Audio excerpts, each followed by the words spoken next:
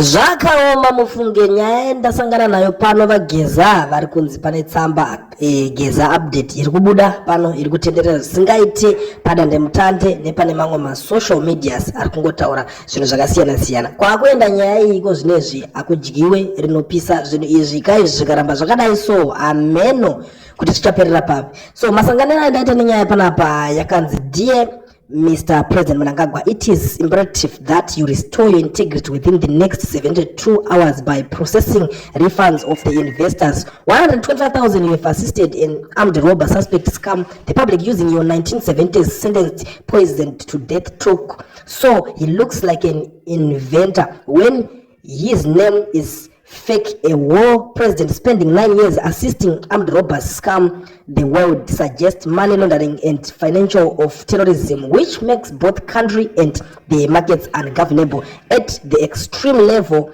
your armed robber agents even scammed the Swiss and other embassies. This case has reflected, number one, abuse of power, finances and institutions. Number two, promotion of armed robbery. Number three, deception. Number four, disrespect of market standards. Number five, disinformation. Number six, abuse of investors.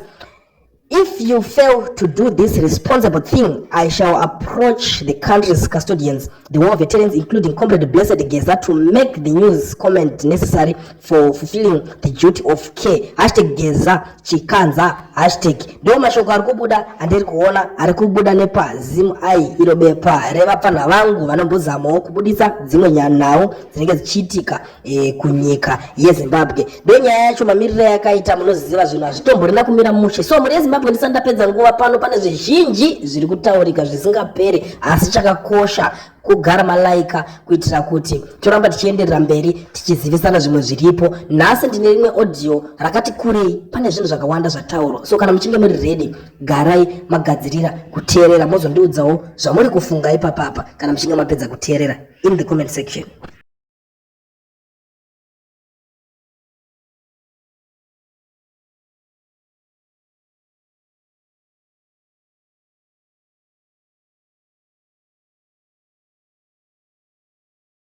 Hello, right. This is General Munemo speaking to you. Ndoda kuti nini ndimbo kupai pfungwa dzangu maringe nenhau iripo mudariro mukati menyika iri mukati menzeve dzemunhu wese, kusanganisira nemiwo Chimama. I saw you conducting a press conference with Nyoka Mabunu talking about the demonstrations which are currently planned by this Nyoka Mabunu sekutaura kwake. Right. Sorry, pari zvino ndichati taurei in a long way, kana kuti ndichati taurei long audio, ndichitsanangura kusvika ndasvika pamwongo wenhau yangu yandinoda kuti mukange maiteerera ndichikupai maonero angu. Ndinoziva kuti muri munhu uya atigarei mune zvematongerwo enyika for a very long time, up to this day. You have a certain experience yatinogona kuongorora tichiona kuti muri munhu atiyarukei atikurei mune zvematongerwo enyika. Since ndichitanga kukuzivai ndichifollowa mamessages enyu, your contribution panyaya yechange muZimbabwe. Right. Ndinoda kuti ndinyanye kubata panhau yemademonstrations ndo yandoda kuti nditange nayo. Right. Chekutanga ndoda kutanga ndataura ndichiti nhau dzemademonstrations, fighting for freedom, fighting for change, does not begins right now, as you always know. Panhau iyoyo Sekunzwisisa kwandinoita, ndinonzwisisa kuti nhau dzemademonstrations kuri kurwira shanduko, kuri kurwira freedom, zvakatanga kumacenturies ekare kare, kunguva dzana mbuya nehanda, kunguva yecolonial era, ndo kwazvakanga zviri kunonotangira, vanhu vachiita mademonstrations vachishandisa nzira dzavaishandisa nadzo kurwisa muvengi kuti ange achirelinquisha power to the black people, kuti vanhu vatema vakwanise kunge vachinonozvitongawo, vachiratidza kuti vanhu vari munyika mavo vanodawo freedom, vanodawo kugara zvakanaka, vanoda kunge vachiexercise their right vari munyika mavo. But nzira dzakanga dzichishandiswa panguva iyoyo yekurwira shanduko nekurwira rusununguko, paishandiswa nzira dzakawanda dzakanga dzisingaunzi maresults aidiwa paground. Nzira dzakafanana nekurwisana nehurumende dzakanga dziriko kunguva iyoyo, zvakafanana kutaura navo, kudhimanda freedom kwavari, but zvichikundikana kusvikira vazoita resort to the arms. Maarms avakanga vaishandisa mapfumo nemiseve nezvakangodaro nemasvikiro nevanonamata, zvichifamba zvakadaro kuti vakwanise kunge vachinonokunda udzvanyiriri hwakanga huripo, kuti vawane freedom yavo back from the white colonial rule. Hazvina kubuda kusvikira vazosvika pakuti no, the system yatiri kufaitana nayo iyi isystem yatisingakwanisi kukurira nezvishandisiro zvatinazvo zvakafanana kutaura, mapfumo nemiseve. Hatisi kukwanisa kunge tichikunda kuti tikwanise kuwana freedom yedu. Regai ti upgrade our means to fight this colonial system.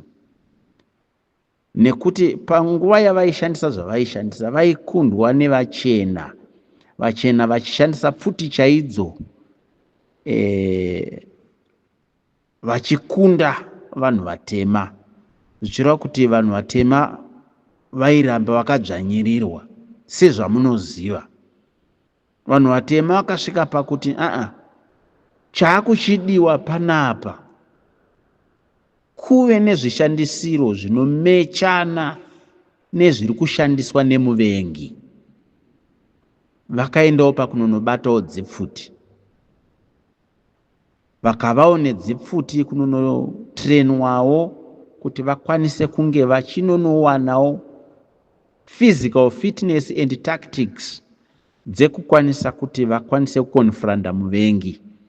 Zvikaitika saizvozvo, kukaitika zvimurenga zvakasiyana siyana kusvika tazosvika kuma79, then we see the dialogue in England pachiitwa zveLancaster dialogue yakazounza Zimbabwe, kureva kuti mademonstrations ese akaitwa kumashuroko akaitwa nenzira dzakasiyana siyana dzaisanganisira mapfumo nemiseve, kusvika tazosvika kupfuti, mushure mepfuti tikazosvika kudialogue, dialogue ikazounza Zimbabwe. Since 1980 up to 2019 mademonstrations akanga ari kuitwa against this regime, this government yatinayo. Right. Ndisati ndanyanya kubata ipapapa, ndinoona kuti tikadzokera kunhoroondo yandatanga kutaura nezvayo, rutivi rwakanga ruchinyanya kusafa pamademonstrations akanga achiitika iyayo against a white man, rutivi rwevanhu vatema vakanga vachipera nekupondwa, vachipera nekuurayiwa nevachena. Andei pautongi hwavaMugabe naEmerson Mnangagwa, mademonstrations akanga ari kuitwa kubva 1980. This current ZANU-PF betrayed Joshua Nkomo. There was demonstrations dzekuti since tawana independence kubva kuvachena, ngatichiva ine freedom yekusarudza mutungamiriri watinoda since taane independence. Tinoona ZANU-PF ichipandukira vanhu vechindevere, vachinonopondwa, vachiurayiwa in the name of killing dissidents. Ndo patinoona chinhu chinonzi kukura hondi, kureva kuti rejimu iyi haina kumbobvira yakaita mess pachinhu chinonzi opposition. Tichibva kugukura hundi, tinoona nguva dzaEdgar Tekere. Edgar Tekere was a former member of ZANU-PF, as you know. He formed his own political party achibva muZANU-PF. Inini ndakawitnessawo mamwe mabrutals andakaona akaitwa nguva yeZoom party yaEdgar Tekere. I can explain zvinhu zvandakaona pachikoro pandaidzidza inini. Kwakava nechinhu chinonzi kupomerwa kuti masapota opposition iri kulidwa naEdgar Tekere, saka muri vatengesi, muri madissidents. Pakarohwa matichers edu kusanganisira naheadmaster aiti hedha pachikoro ipapo. Maticha, madoctors nemanurses vakanga vari pachipatara chakanga chiri padhuze nepachikoro pedu vakarohwa zvakaipisisa nenyaya yekuti vakangoita bedzi muono wakasiyana nerejimu iyoyi ZANU-PF. Takaonawo zvakare kuuya kweMD, kuuya kweZUD yaMargaret Dongo. Margaret Dongo formed her own political party yaisanganisira vana Fidelis Mhashu nevamwewo vakawanda wanda. Vakarohwa zvakaipisisa muSunningdale nebato iro riri kutonga iri.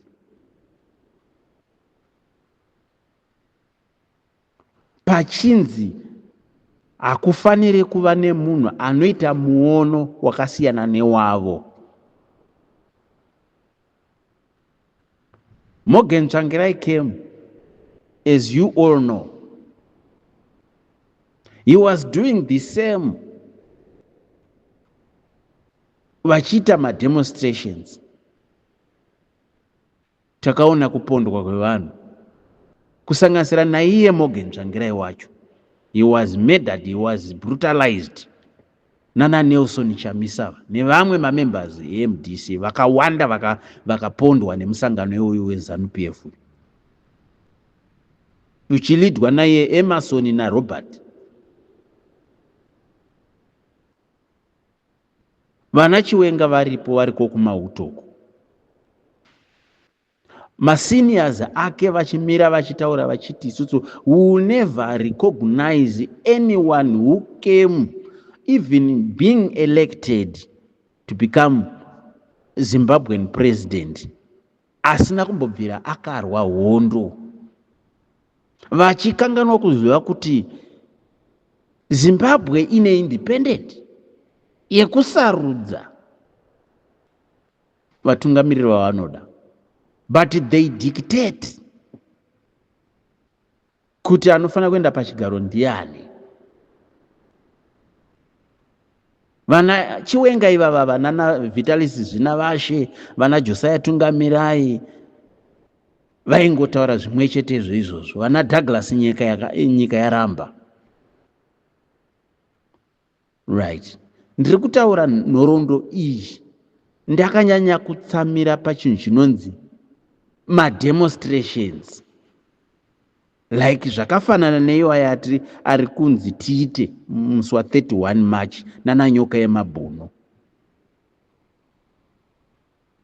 right. Saka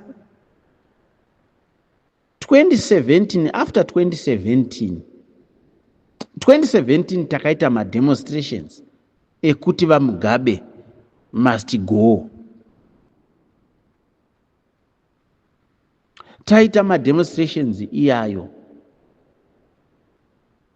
ndivanani vakaparticipata? I-opposition, like you were telling nyoka yemabhuno kuti 2017 vanhu veopposition ndio vakanodemonstrata kuti vaMugabe vaende.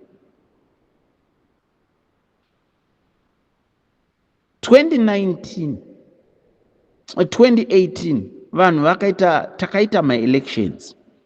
After elections we have our fellow country people murdered by army. Zvamunotoziva, zvinozikanwa nemunhu wese. Who ordered the army to go into the street and kill people?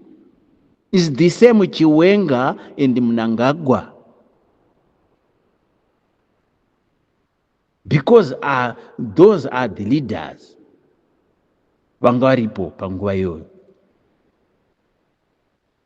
2019 Emerson came on TV ZBC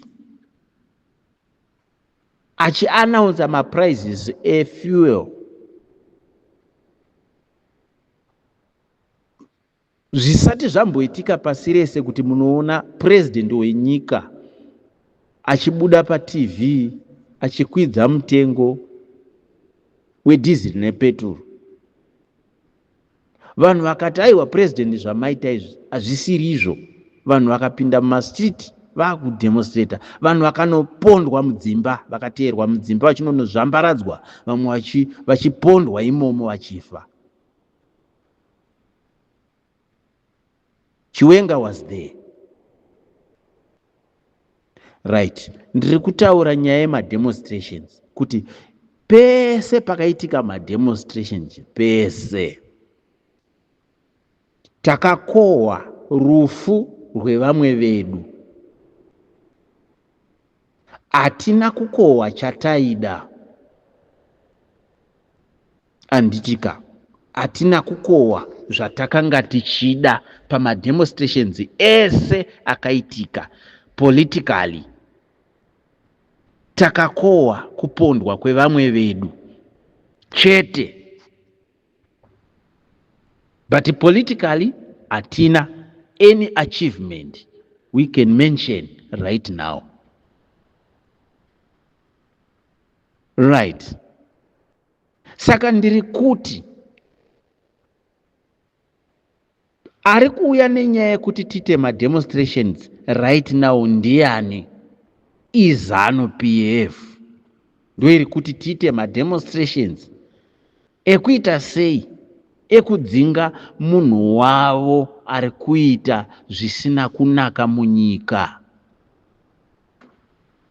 Vachida kumureplace nani? Nemunhu wavo ari part and parcel yezvisina kunaka zviri kuitika munyika. The same applies on what the same applies nezvakanga zvichiitika kuna vaMugabe. Let's remove vaMugabe nekuti vatenderedzwa nematsotsi. VaMugabe vachibva matsotsi akaenda here? Haana kuenda. Ko matsotsi akasungwa here? Hakuna tsotsi rakasungwa. Up to this day hakuna tsotsi rakasungwa raiclaimiwa kuti rakatenderedza vaMugabe. And we come to realize kuti people were used kubatsira a certain faction within the political party kuti iite prevail against one another. So mademonstrations takaita tikakohwa kufa kwevamwe vedu, politically hatina chatakakohwa. Pa-global political agreement similar to transitional authority iri kudaidzirwa nananyoka yemabhunu, chii chakabatsira kunyika? Chakabatsirwa majority nepoverty yakanga iripo. But politically, did we achieve anything tangible kunze kwekuve national constitution?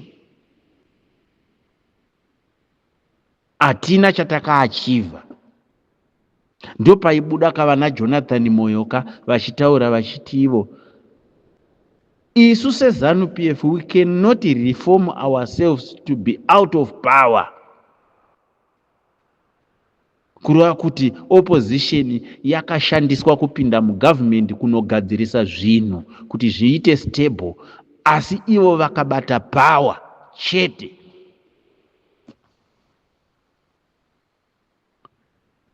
Right now iko zvizvi, nyoka yemabhunu anotaura kuti iye, let's go and remove Mnangagwa and replace him with Chiwenga. I want to give you my view on that statement. Chinhu chavo chavari kuita ichi from the word go vakatochitadza, because Comrade Geza vachibuda vachiti he is opposing 2030.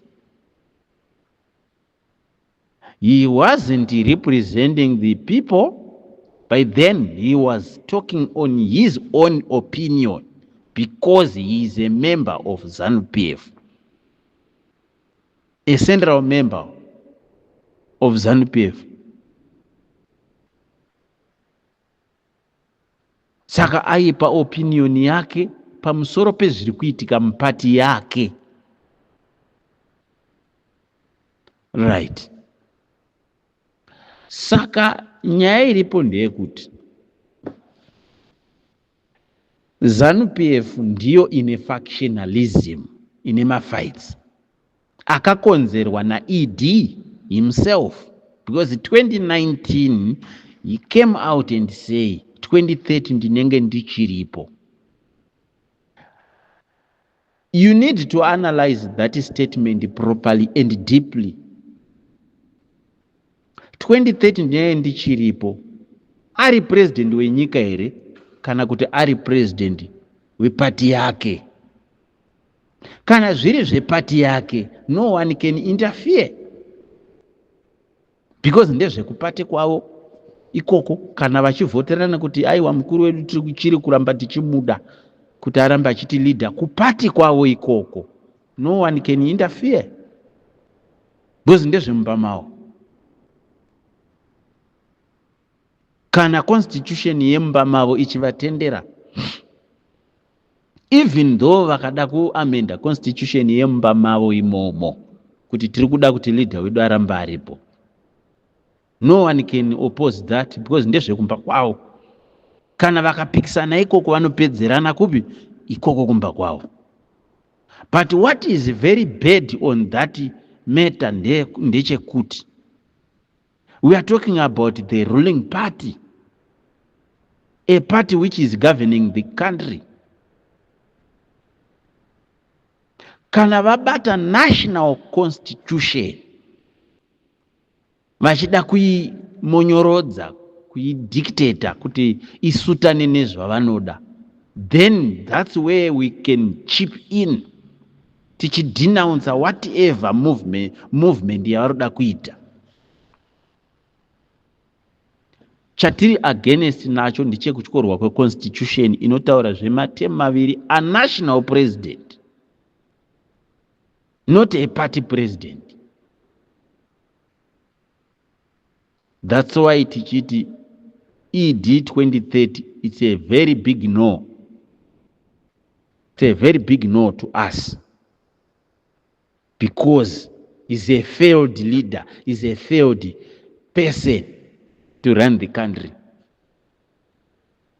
Saka ndataura point number 1 yekuti demonstrations failed to bring change in Zimbabwe. Because why? There is army. Army is not an independent institution. It's a captured institution by a political party. Saka, that's why personal tangible results from all the demonstrations which were carried on along the way. Now, ndiani aroda kutitisa demonstrations? Izanu iri kuda kutitiite demonstrations. We need to be very careful, chimama. You need to be very, very careful. Panyaya iyo iyi. How do you be very careful panyaya? Tinotangira panyaya statement number 1. Comrade Geza said, isusu we are against 2030 mantra of ED. That is number 1. Number 2, ED brings his own relatives to occupy all the positions in government. Achirasa vanhu vakamira naye pa 2017 kuti vapindewo power. Number 3, ED must dissolve the cabinet or political bureau of his own political party so that vanageza tipindewo tikwanewo imomo. Number 4, he said, zvinoita here kuti isu makomrades ese tipere kufa pasinawo wani wedu amboendawo mu State House kunotonga. Number 5, he declared that he needs Comrade Chiwenga to take over the presidency. Right. Let's say he was expressing his opinion, because it's his own right to express that view. Right. Is it possible for Chiwenga to become next president? Tisingatarise ma rhetorics anyoka emabhunu. Number 1, Chiwenga is a vice president of this country, Zimbabwe. How did he become vice president?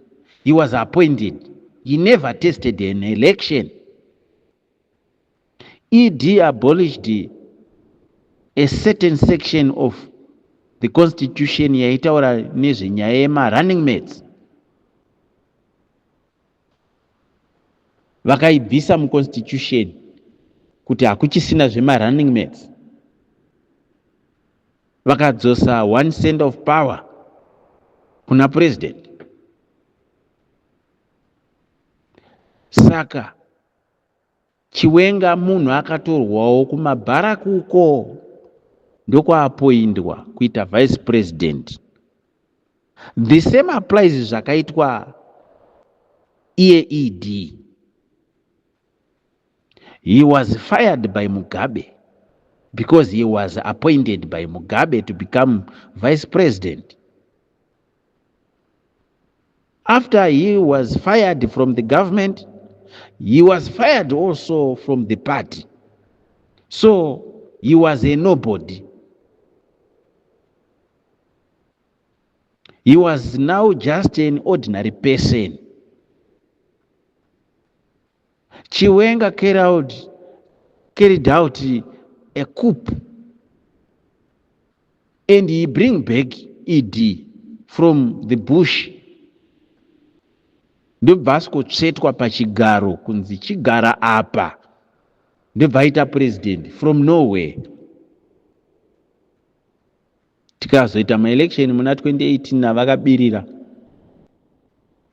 tikaita maelection muna 2023 vakabirira. Zvinozikanwa nepasi rese kuti vakaba maelection a 2023. Zvine umbowo huriko unozikanwa nemasangano ese akaobserva maelection muZimbabwe. Now Chiwenga was an appointed person. Even now he is an appointed person. Zviri pamutemo here kuti munhu akangoita kunongedzwa anomaneja kubvisa an elected president from power oita iye president? Zvigotambirwa nani izvozvo? Zviri pamutemo here sezvazvinoclaimiwa nanyoka yemabhunu? Right. Zvari an appointed person. Do you think it's easy kuti asimudze muromo kuti idiwe wakundikana chibva ndipindewo? That's why muri kuona vari kuuya kuvanhu vachiti imimi vanhu uyai tipinde mumastriti tibvise ED. Saka tikabvisa ED tikapinza Chiwenga zvinoreva here kuti nyika yanaka? I don't see like that. Because isusu maZimbabweans chatinofanira kuunderstanda chinhu one, kuti problem yedu chaiyo haisi pa individual. Our main problem, our major problem is not any individual person. Our problem muno muZimbabwe is ZANU-PF as an institution. That's our major problem. Saka kana tichienda mustreet hatifaniri kuenda mustreet tadaidzwa neZANU iri kurovana kumba kwayo. Tinofanira kuenda kustreet tiri isusu citizens maZimbabweans kuti tichienda mustreet tichinonoti isusu ZANU-PF have failed us for a very long time, so it's now time for them to go. Chatinofanira kuendera mustreet kunonoita kuenda kunonodemanda the resignation of ZANU-PF, not a person. Sezvatakaita kuna vaMugabe kuti tikafunga kuti vaMugabe kuenda kwavo ndoko uchagadzirisa zvinhu, yet zvakatoita worse, because we thought kuti a person is a problem, yet it wasn't a person. We are fighting a system, a bad system. Ndio yatiri kufighta. So kana tichiti tiri kuenda mustreet kunodemanda, we have to go into the street demanding ZANU-PF to go, to leave power as soon as yesterday. That's my view, Chimama. That is my view. Don't be fooled by vananyoka yemabhunu vachiti gore rino igore regudo guru. Who told him that isusu tiri kunoenda mustreet tichiti Chiwenga apinde pachigaro? Chiwenga is part and parcel of the system yatikuvadza. Corruption is part of that. Killing is part of that. Dictatorship is part of that. Because hana kungonyuka apo kaChiwenga. Chiwenga since 1980 he was there. He was part and parcel of the system. and he is still there. And he is a soldier for that matter.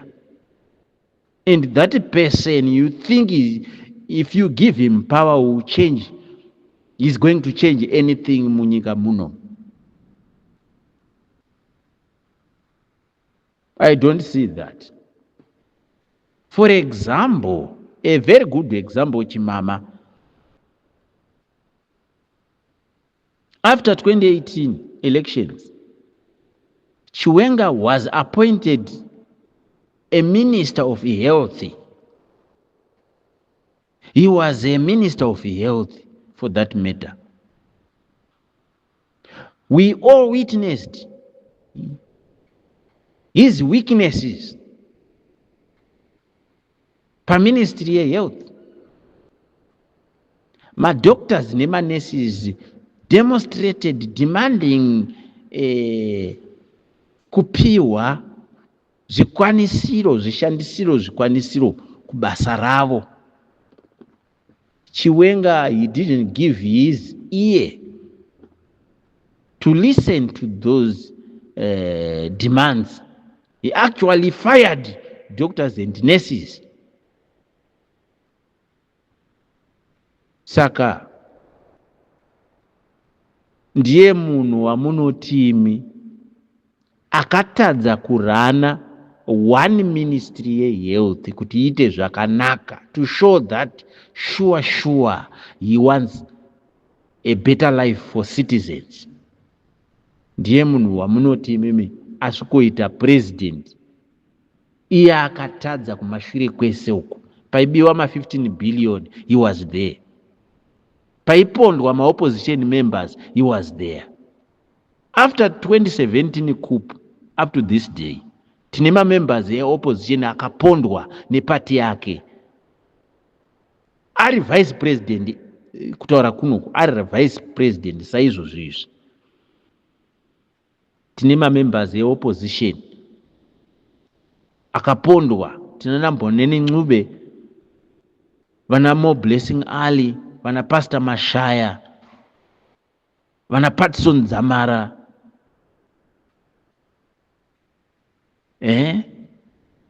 Vamwe kumaraini kwandinobva inini vakapisirwa dzimba nenyaya yekuti wangoita muono wakasiyana neweZANU-PF. Yatova mhosva iyoyo. Kusungwa kwana Job Sikara, kusungwa kwema-opposition members, vana Jameson Timber, zvinezvi vana Blessing Mhlanga vari mujeri for no reason. Chiwenga is there. Ndiye munhu wamuri kuti mimi akuitirei president wenyika and expect a different result. Guys, let's not fool ourselves. Right. My last point, ndoda kubata panyaya ye transitional authority. Nyoka yemabhunu is claiming kuti tinoda transitional authority no leadwa na Chiwenga. Wari kuda kuita benzi papa ndiani? Do you think isusu tinganonoenda mumastreet kunono demonstratera kuti kana ED yaenda tichigadzira transitional authority yolidwa naChiwenga? Simba iroro aripiwa nani? Do you think we are fools vanotera zvinhu zvakapusa kudaro? Kana tichitaura transitional authority, tiri kutaura zvekuti we suspend the constitution, tova temporary constitution inotaura zvekugadzirwa transitional authority, which means hatisisina government. Tine tatoti government iripo tairimuva. Hatisisina government munyika, takuita transitional authority. And the transitional authority yoyo haidictatedwi nevanhu vema political parties. No. kwete zvake izvo zvekupenga zvekutaura kuti inolidwa naChiwenga. Azvipiwa nani, abvumidzwa nani izvozvo kuti Chiwenga anonolidha transitional authority? Who told him that? Transitional authority inolidwa nema-neutral players.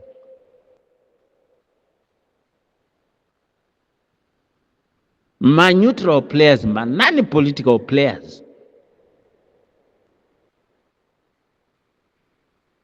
And isingadictatwe ne-any institution ye-political party.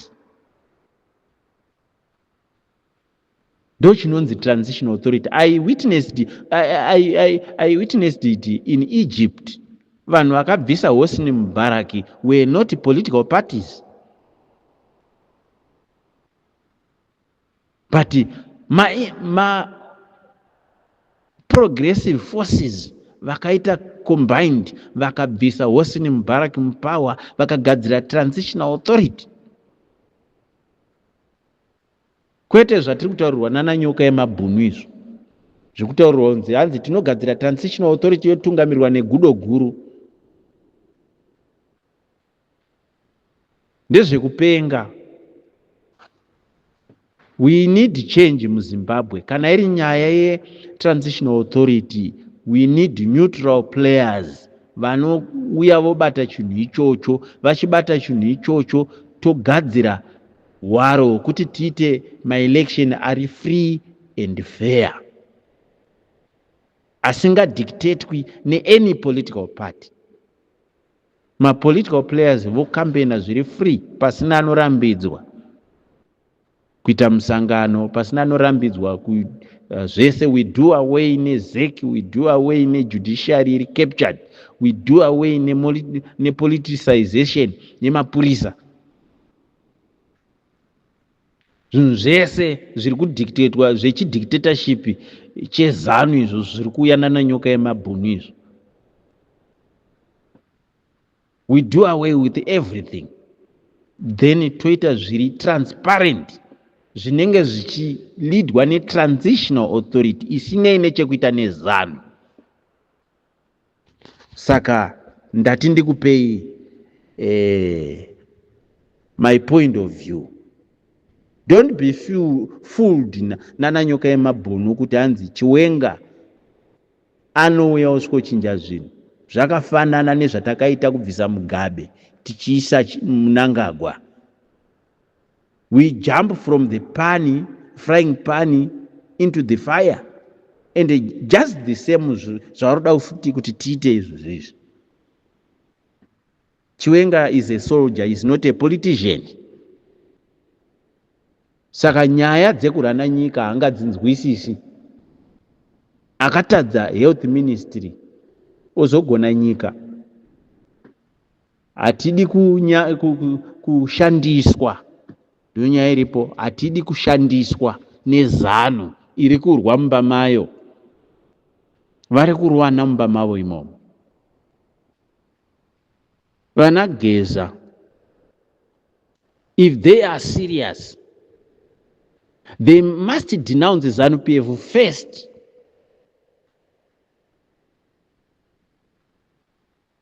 Vese vananyoka yemabhunu ava kana vari pagenuine kuti vari kuda change muZimbabwe as they claim, firstly they have to do away with the ZANU. Vanofanira kutanga vati pasi neZANU-PF first, kwete pasi naMnangagwa. Mnangagwa is just a person who is implementing the bad character systems dzavakagadzira from way back. Nyaya dzekubrutalize vanhu, dzekuweaponize constitution, nyaya dzekupfidzisa maopposition parties, nyaya dzekushungurudza vanhu, zvinhu zvavakagadzira izvo ndo zviri kungoimplementiwa naiye ED wacho. Saka kufokasa pamunhu hamuna zvamunomaita. We have to focus panyaya yekuti ZANU-PF must go. Full stop. Vananyoka yemabhunu vanofanira kutanga vati pasi neZANU-PF, nekuti ZANU-PF ndiyo problem. bato ravo iroro ndiro problem. Saka tikaisa Chiwenga, tikabvisa ED tikaisa Chiwenga, zvireve kuti ZANU yachinja unhu hwayo. Haichinje, nekuti ndo zvinhu zvavachengeta mupawa izvozvo up to this day. Saka ndati ndikupei muono wangu Chimama. Thank you very much. I hope you are going to